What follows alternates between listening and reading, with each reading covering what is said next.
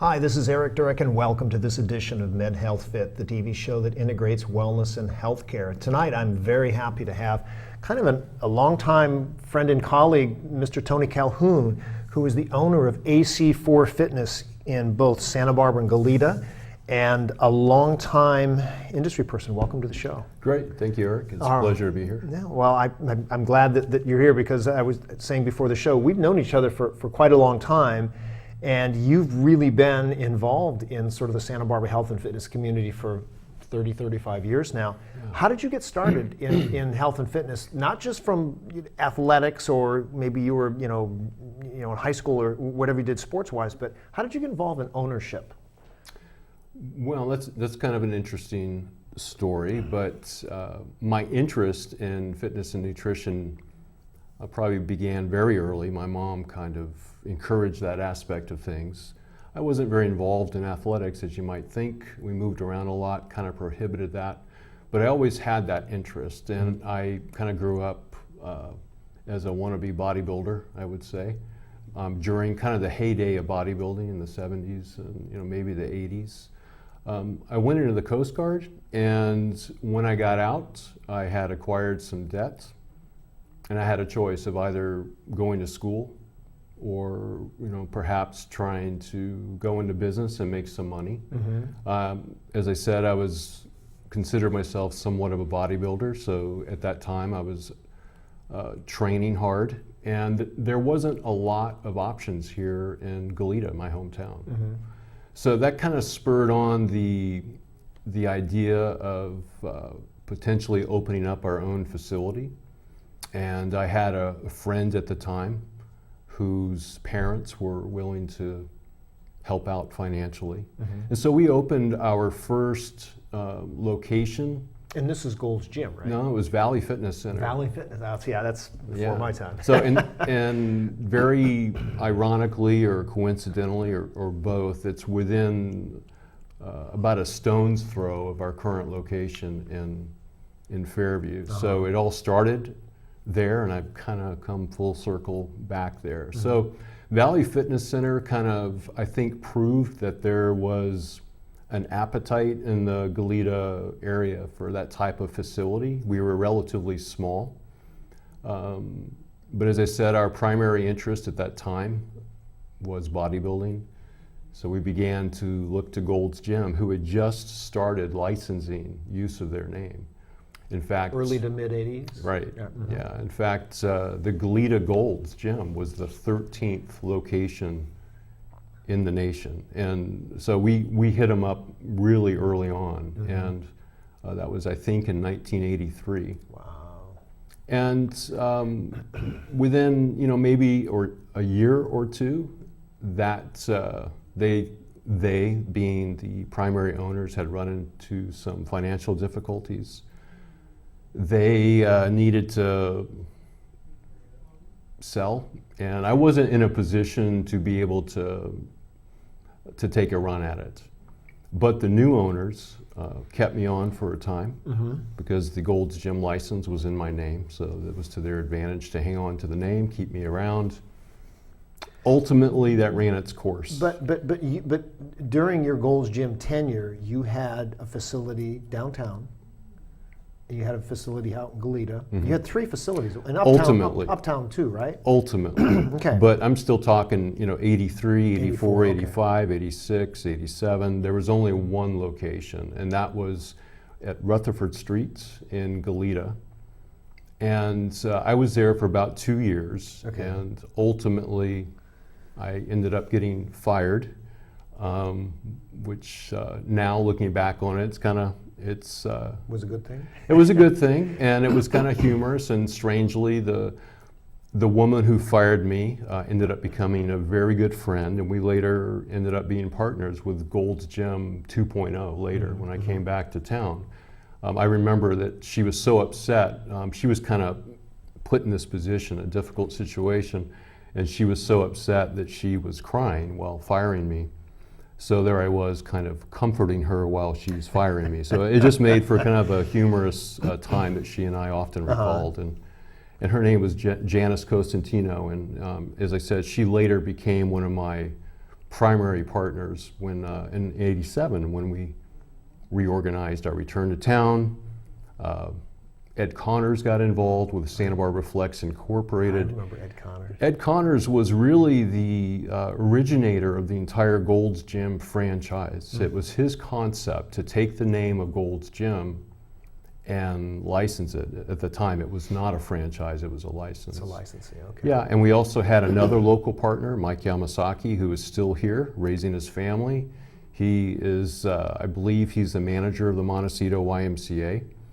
So yeah, we had a great run from 1987 until I think it was 2005 that we sold to Spectrum. But during that time, it was a great opportunity to grow with Gold's Gym Enterprises.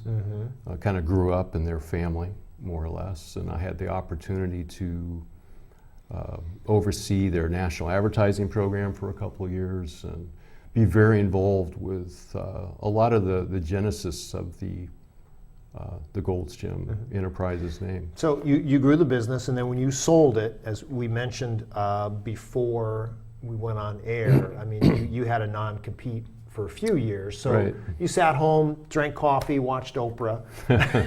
I know that. I mean, you did sort of semi-retire for a little bit, right? I mean, at least in terms of, you know, you're not working in the fitness profession for a while. Yeah, I actually thought I wasn't going to return to the fitness industry. You know, it was never my intention as a child, you know, growing up, that I was going to spend my entire life in one occupation.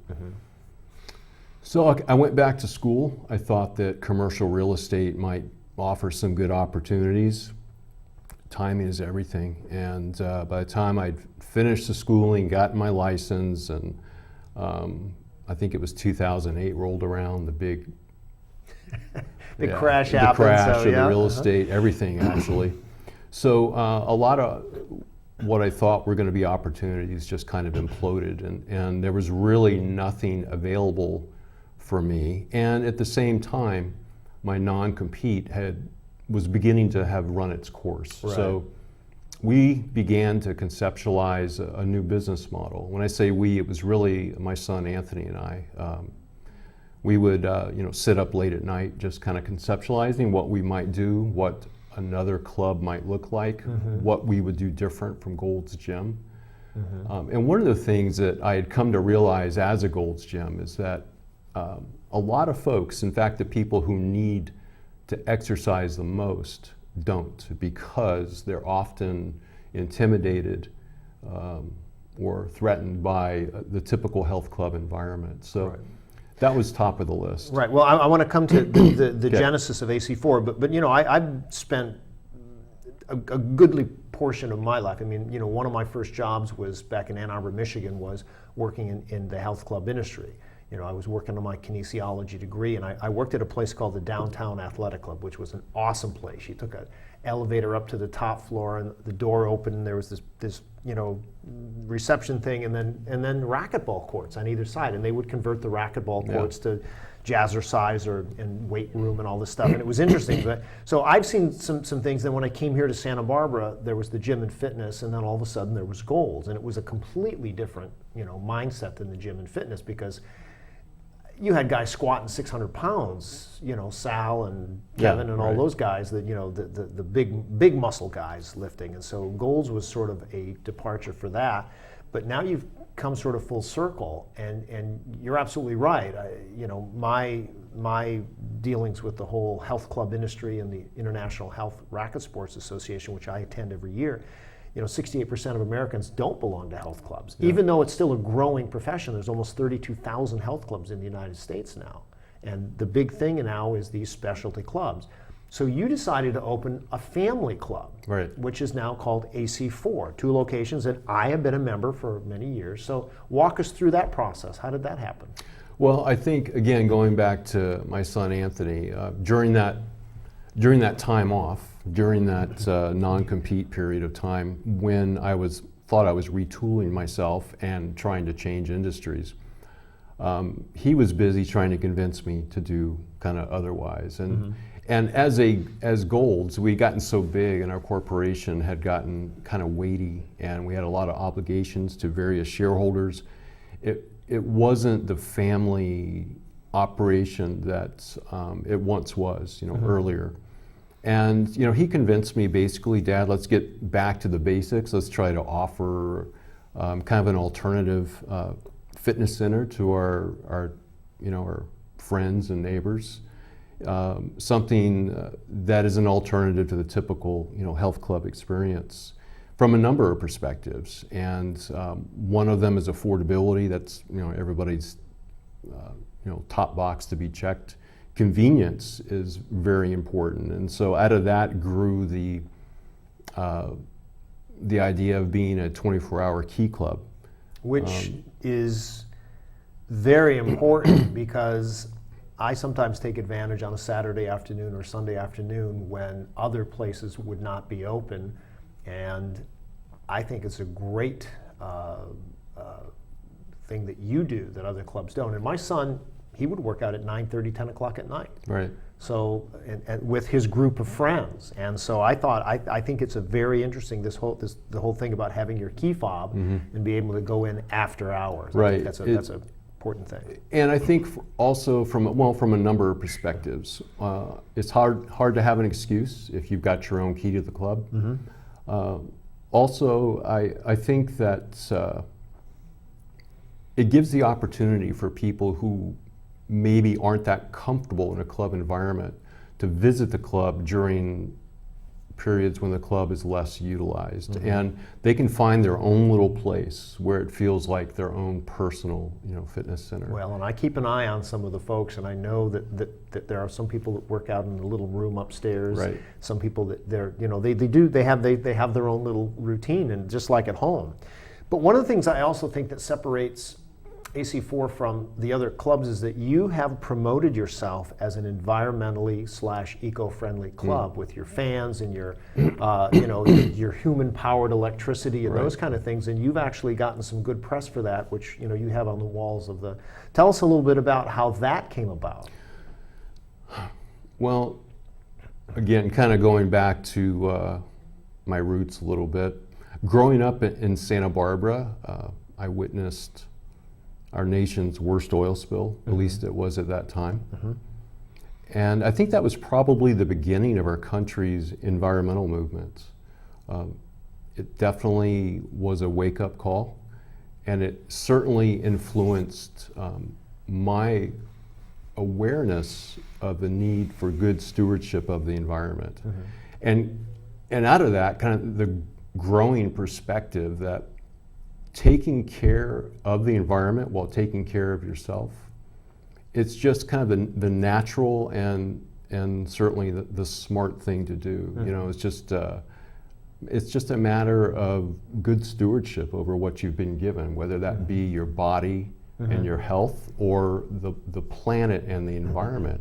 It's all part of the same reasoning, and at least right. And like I say, I go to what we call the IRSA Health Club, the International Health and Racket Sports. I'm there almost every year. I've spoken there a number of times. I have a lot of colleagues in the industry that I still go and talk with. And I was there this year. And the last 5 or 6 years, I've seen a really big transition in their expo for the big ass fans, for some of the other types of environmentally friendly types of things, and they're actually sort of taking a lead. Or they're moving in that direction, something that I saw you take a lead, when you opened the clubs. Right. So, and I'm not going to ask you what your electric bill is, but I would say that it's just an interesting concept to see, that you've got a row of machines that hooked up to a, sort of an EcoBoost thing, and you can actually see the amount of wattage, but you also know that you're storing a little energy in your fans as opposed to your, HVAC systems or those kinds of things. So. Yeah, so being kind of this green fitness model, our desire is to demonstrate sustainable business practices in our day-to-day operations, but also to showcase technologies that help decrease our company's impact upon the environment. You mentioned a couple. It's not maybe dramatic, but what it does is it really brings awareness to the importance, as I said, of being simply a good steward of the environment. And there's a lot of different ways to do that. And it's all these little things that add up to make the big difference, whether it's in our club or right. But you know, health clubs, it's not like you change weight training systems every 6 months. Outside of paper towels, you guys really don't throw away a lot of things. No. I mean, you know, weight systems can be used for decades. Right. Dumbbells will last, you know, hopefully our lifetime. Mm-hmm. And you know, like I said, I think a few years ago you guys changed the carpeting or something, Mm-hmm. whatever. So I mean, obviously you've got to make changes at some point, but it's Right. very minimal. And I really think that that's kind of a growing trend in the health club field. And like I say, from my mind, it's something that you sort of spearheaded here, and you got some nice press for it. So back in the day, they had Gold's Gym. Yep. You had Santa Barbara Gym and Fitness. You had the Santa Barbara Athletic Club, Goleta Valley. Some of these clubs have been around for 20, 30 years. You know, a colleague of mine who's been on the show told me that, you know, in his researching Santa Barbara, says there's over 120 health clubs, specialty clubs, studios, Pilates, yoga, whatever. Are we hitting a saturation point? Yeah, it's really amazing. And when I look at that, I think that this is, you know, it's certainly a reflection of the impact that millennials are having, and perhaps in that generation's desire to identify with the community. Mm-hmm. So rather than a big box club which has no particular identity, I think there's a number of folks in the fitness community now that are trying to find kind of their fit. Mm-hmm. And so that brings about a lot of these singular methodology programs. Right. You know, whether it be spinning or rowing, or they're all kind of focused in on one aspect Right. of the fitness component. So I think there's room for all of these various. Do you have a lot of students from UC Santa Barbara that come here? I see sort of that age group, but I don't know how many of them are students. It's kind of surprising. We actually have a lot, I think, more city college students, because UCSB has their own They have their own rec rec cen. cen, right. However, it's very popular, I'll put it that way, to put a positive slant on it. And because of its popularity, a lot of UCSB students would rather go to a club that's not quite so heavily utilized and gives them 24/7 access. Right, and you're close to everything. You're close to Yeah. the banks. You're close to Trader Joe's. You're close to the smoothie place, the coffee place. Right. You know. Yeah, I learned a long time ago that location is absolutely critical, and Yeah. that's why the 3 Gold's Gyms that Santa Barbara Flex Incorporated was responsible for creating. They're still Gold's Gyms Right. 20 years later. Yeah. Well, I mean, they're still in the same location. Still in the because same that's location. Because absolutely, and, Yeah, and they're you're great not that locations. far from the Gold's Gym, which I No. also find a little ironic too, that you still have There's a good. no coincidence there. Well, I know that, but you know, I mean, you know, you and I have had a conversation about parking, and I think that that's probably a good problem to have, is that you don't have Yeah. enough parking, because people want to get there after work and they want to get that workout in. Right. So do you attend? You're a business guy. I mean, you said you were a bodybuilder, but I've always known you as the guy that owned clubs. It's not like I knew you when you were Tony the personal trainer Yeah. or Tony the towel guy. You've always been the owner of something. So you're a local business guy. Do you get involved with local business activities here in Santa Barbara? Well, with Santa Barbara Flex Incorporated and as a Gold's Gym franchisee, I would say that we were quite involved, primarily with the chambers, both Goleta and Santa Barbara. This go-around with AC4 Fitness, I've been much more focused on the green aspects of running our company.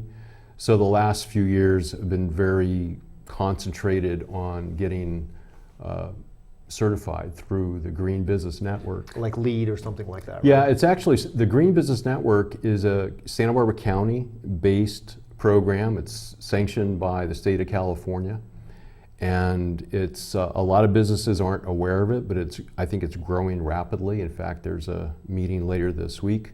But I've been more focused in on that aspect of our business, because it's kind of what we hang our hat on. That's what differentiates us from the other health clubs. Right. And many Well, other I mean, businesses for absolutely. that I mean, matter. that's, because I work at the University in Environmental Health and Safety, and I look at things. I mean, I have been I've been introduced to, LEED buildings and certain environmental things about Right. buildings, different types of components that they use, how they change, like things like HVAC systems and tiles, and all these kind of things that have to be certified, which Yeah. most people have no idea. So, that's one of the first things I noticed about what you did. I looked up on, I saw that, the company is actually called Big Ass Fans, Fan, and I'm like, hey, I saw that at the health club conference, Right. and it's like, and you're the only guy in town that's got one, and it works because when you're sitting on some of the machines and it's a warm day, Yeah. and you have that thing cranked at about 50-60%, you can actually feel the flow of air through Right, the and building. there's some great benefits. Since you brought it up, I'll mention that there's some great benefits of that. That one fan produces the same amount of air as 36 standardized ceiling fans, but it only uses 75 or 25% of the same energy. So Right. it's a 75% reduction in overall power usage, and it increases the efficiency of air conditioning. So you can turn the AC up a little bit and still have that great air movement that keeps the No. club I mean, really like I dry say, and- we're yeah. lucky in Santa Barbara that our temperature doesn't vary too much, because when I lived back in the Midwest in the summertime and Oh, you're working out in humidity. July, you're sweating like a dog. I mean, Yeah. I sweat a lot in your place anyway, but I mean, That's good. you sweat a lot. Well, and one of the other things I think that differentiates you is a young man that grew up in my neighborhood. Jaron Williams is one of your consulting trainers, Right. and then TJ Fortuna, who's been on the show here recently, who I think is just a spectacular young man. I mean, they both are. I mean, Yeah. I've known Jaron since he was a boy, and he's one of my son's best friends, and his family lived across the street for, it's 17, 18 years. So anyway, but I think that you have a group of people that are working with you who are really committed to getting people off on the right foot when they begin their exercise journey. Right. And I couldn't say enough about Jaron. He's about as close to a family member as, how many hundreds of times he's been on our floor watching television or playing video games with my son. And now TJ, who I'm in communication with now all the time. I mean, he and I speak every time I'm at the club, and we call each other, and he's been on the show just a few weeks ago, and he is involved with the MS Society. Again, he's becoming a part of the community and fitting his niche in. And I told him I went to a medical fitness conference last year, and I met a guy who was working in exercise and multiple sclerosis, and I said, you need to meet this guy. You need to get involved with this organization. You need to do some things, and he's really taken the bull by the horn, and he's just wonderful to work with people. So I think that that's another really strong part about your facility. Would I go back and work at the Santa Barbara Athletic Club now? No, not really. Not that it's not a great place, but it's just not, the people that I was there with 20, 25 years ago are not there anymore. And they're still doing some great work, but it's, I'm sort of looking for other types of things. And when I check the boxes off, it's like, well, AC4 has all of these. They've got an environmentally sound thing. They've got great instructors. They've got good equipment. It's a very clean facility. We've talked about the parking issue, but that's a good problem to have, and you're working on it Right, as best you we're can. working on it, and it's a problem that pretty much every business in Santa Barbara has. Yeah, that's if true. they're successful. Right. So when I went to the health club conference, and I go almost every year, back in the early 2000s, they had a guy from Wall Street who gave a talk at their business forum, and he talked about how recession-proof the health club industry is. So do you believe this? You guys seem to be doing reasonably well, even with your, I'm going to say, low-cost memberships, and that you guys are chugging along, and that you have a business that's still growing. So Yeah, I've heard the same thing, probably from the same people. I think you can never take for granted the importance of remaining as competitive as possible in a very competitive industry. Having said that, the types of clubs that I've been involved with, we do well in recessions. And that's because we're a little bit on the lower end of the price spectrum, not the lowest. That's not my objective. Right. But we want to provide great value. And during difficult economic times, that's what people are looking for, is the best value they can obtain. So ironically, my clubs, the clubs that I'm a part of, maybe do as well or better in recessionary periods, but we're doing well now too. I think that overall the economy is very strong. It's providing the opportunity for a lot of different types of facilities, as you mentioned. It's very interesting to see all the different things, all the franchises popping up. And, Right. yeah. Well, I mean, and I'm seeing that in Santa Barbara, that there are a number of locations in health and fitness, and like I say, some of these specialty clubs like P3, downtown and such, which are, they're very, very concentrated on what they do, price points and otherwise. But I see a lot of other businesses in town that are struggling. I mean, I've been walking for 15 years up and down State Street on Saturday mornings with my friend David, and we stopped counting the number of businesses that went out of business. I mean, I think we stopped at 28 empty stores, and they got to Mission and back. Well, we've had that discussion within our family about, given the fact that we're seeing the demise really of the conventional retail establishment due to all the online purchasing that's available. I think that's what's happening largely to State Street and a lot of other retail areas. Will the same thing happen to clubs? Yeah, but you can't retail. I mean, you can get online coaching and those kind of things, but it's not really the same thing. It's like going online to see how you can fix your car. You can only do it up to a point. You can only do it. Yeah, you can only do so much. And you can only do so much at home. Right. Unless you want. And sometimes being home is just way too distracting. So you've got to you've got to get out and get into a club that specializes a little Well, bit. do you see? And we got time here for a couple of quick questions. Do you see that your club may sort of turn the corner a little bit, maybe more senior programs? Or I know I took yoga about a year and a half ago, and I really liked it. I mean, it's the first time I ever took a yoga class. We had 4 or 5 people. The girl that taught it she's been on my show. She was amazing, and I really thought, well, that'd have that little niche just for a few people. And of course she left or whatever, but do you see something like that sort of, you don't It's have a ton of possible. room, but That was kind of an experiment. And Tara, she's a friend of the family for many years. She's still teaching yoga, I think, in the Thousand Oaks area. Super well qualified. And we wanted to bring in the absolute best if we were going to give this a try. And we had a level of success with it.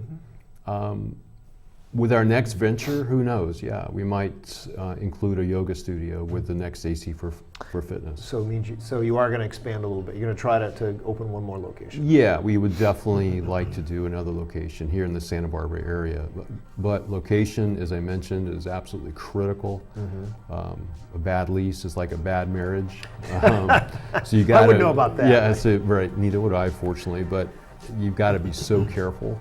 And so we're exercising our due diligence, and as we look around, and there just hasn't, in spite of all the retail that we see on State Street, we have kind of a unique set of needs.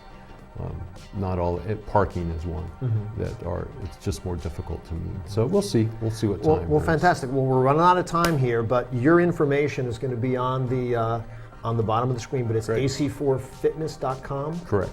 And Tony Calhoun, owner, operator of 2, Yep. soon to be 3 locations in Maybe the 3. maybe in We'll the see. Santa Barbara area, and longtime fitness guy. Thanks for being.